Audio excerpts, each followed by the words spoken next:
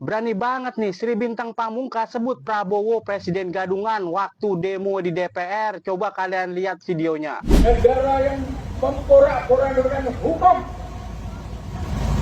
Saudara-saudara, demikian juga Prabowo. Prabowo sebagai presiden ini presiden gadungan. Dia tunduk bertekuk lutut kepada Jokowi dan menjadi pelindung Jokowi dan tidak mau bertindak apapun terhadap Jokowi karena Jokowi lah yang membuat dia menjadi presiden. Jokowi lah yang membuat dia, Prabowo Subianto, bisa berjabatan tangan dengan Donald Trump. Donald Trump, Yahudi, Amerika Serikat dan sekutu-sekutunya di Barat semua mengapresiasi Jokowi karena Jokowi tunduk kepada Barat, karena Jokowi tunduk kepada Amerika, karena Jokowi tunduk kepada Yahudi. Demikian pula Prabowo Subianto melindungi Jokowi. Prabowo Subianto ini harus dimakzulkan sebagaimana Donald Trump juga di dalam proses pemakzulan. Waduh, orasi Sri Bintang Pamungkas ini emang agak ngeri-ngeri sedap teman-teman. Gak main-main, dia menyebut Prabowo Subianto sebagai presiden gadungan. Aduh Bapak, sehat-sehat deh Pak ya. Takutnya Bapak dilaporin polisi nih, seperti yang udah-udah. Guys, coba lihat pernyataan di stiker ini.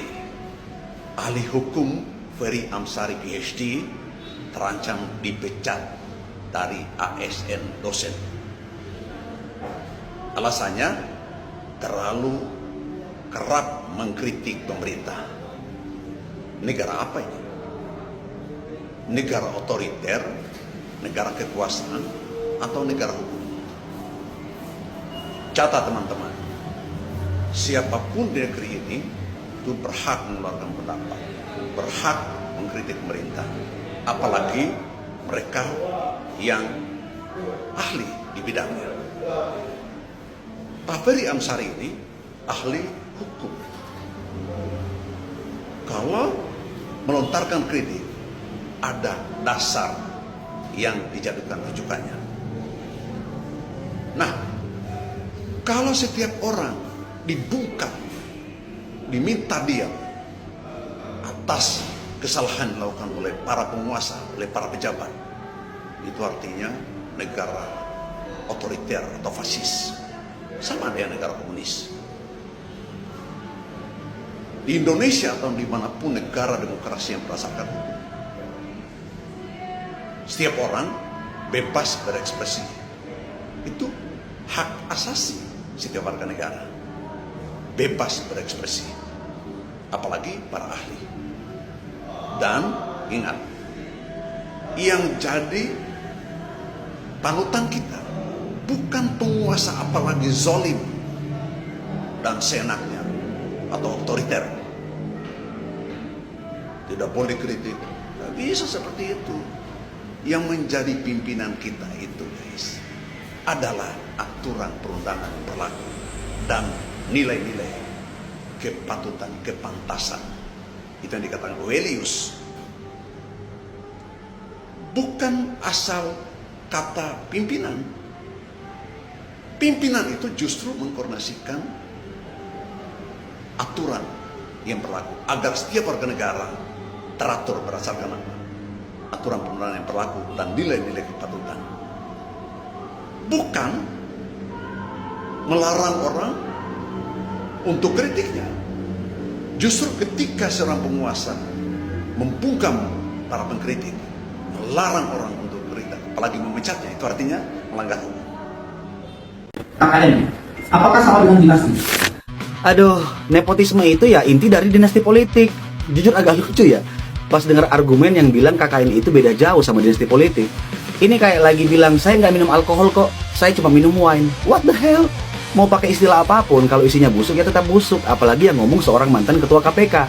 Ya kita pakai logika waras dan paling sederhana aja sih. Dinasti politik itu lahir dari rahim nepotisme.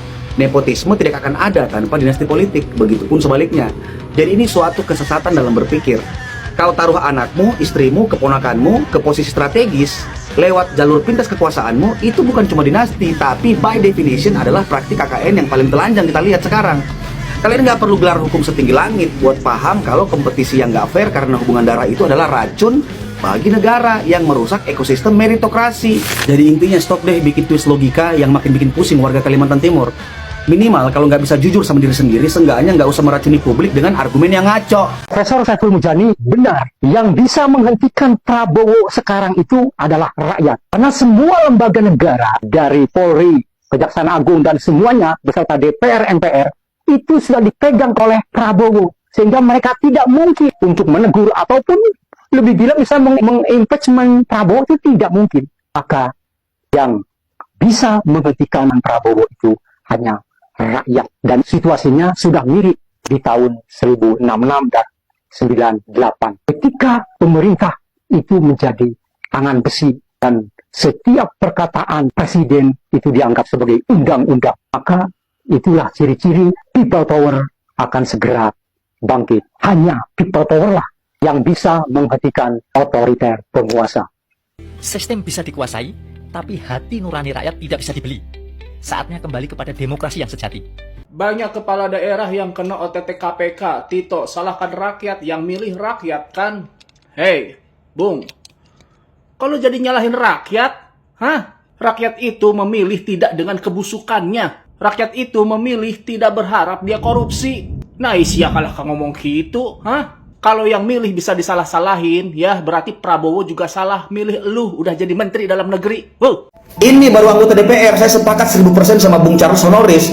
Karena logikanya juga terlalu sederhana. Kalau misalkan negara punya nafas untuk nge-fund program MBG yang habis triliunan, atau pengadaan motor yang nggak tahu apa urgensinya, ditambah dengan anggaran kaos kaki puluhan miliar yang bikin emosi dan tensi naik, di tengah-tengah efisiensi, masa sih buat hak asasi paling dasar seperti kesehatan rakyat negara malah justru hitung-hitungan? Karena menurut saya, investasi terbaik sebuah negara yaitu education system dan human capital.